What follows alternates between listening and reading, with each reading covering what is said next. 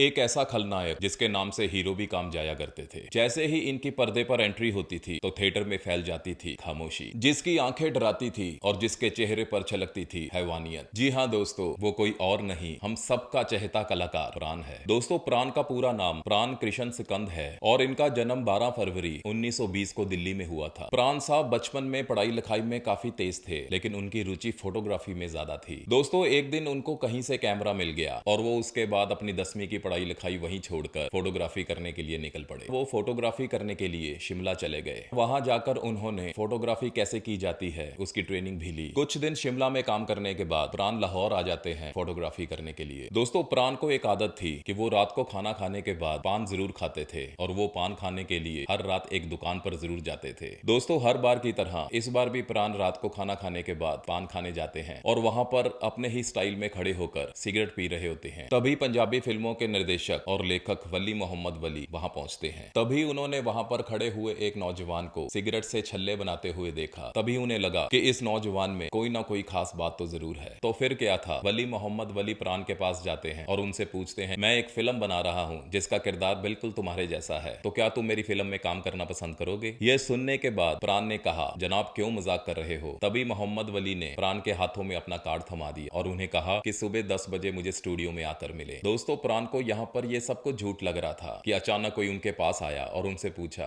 कि क्या तुम मेरी फिल्म में काम करोगे। इसीलिए प्राण अगले दिन स्टूडियो नहीं गए। अब कुछ दिनों के बाद प्राण एक थिएटर में फिल्म देखने जाते हैं और वहां पर वली मोहम्मद वली की एक बार फिर से नजर प्राण पर पड़ती है। तब उन्होंने प्राण से गुस्से से पूछा कि तुम उस रोज स्टूडियो क्यों नहीं आए? तुम एक काम करो, मुझे अपने घर का पता दो, मैं तुम्हें सुबह तुम्हारे घर से पिक करके प्रोड्यूसर से मिलवाने लेकर जाऊंगा। अब दोस्तों, प्राण को ये सब सच लगने लगता है और वो अगले दिन वली मोहम्मद वली के साथ स्टूडियो चले जाते हैं। और आप बिलीव नहीं करोगे दोस्तों, उस दिन प्राण को विलन के किरदार के लिए सिलेक्ट कर लिया जाता है। दोस्तों, उस फिल्म का नाम था यमला जट, जो कि 1940 में आई थी और ये प्राण की पहली फिल्म थी। इस फिल्म में प्राण के किरदार को काफी लोगों ने पसंद किया था। फिर 1947 में देश के बंटवारे के समय प्राण को लाहौर छोड़कर अपने परिवार सहित मुंबई आना पड़ा। शुरू में प्राण को कोई काम नहीं मिला, लेकिन धीरे धीरे उनको फिल्मों में खलनायक के रोल मिलने लग गए। दोस्तों, 1956 में आई हराकू फिल्म में डाकू का किरदार और फिर राम तेरी गंगा महली में राका डाकू का किरदार, ये ऐसे किरदार थे जिन्होंने प्राण के करैक्टर में भी प्राण डाल दिए। प्राण 50 से 60 के दशक तक विलन के किरदार में ही नजर आए, लेकिन 1967 में आई फिल्म उपकार के मलंग चाचा के किरदार ने उनकी छवि ही बदल डाली और फिर फिल्म जंजीर में उनके द्वारा निभाया गया पठान का किरदार आज भी लोगों के दिलों में जिंदा है। फिर एक समय ऐसा आया कि वो हम सबको अलविदा कह गए। 2 जुलाई 2013 को the villain of the millennium कहलाने वाले प्राण साहब इस दुनिया को छोड़कर चले गए।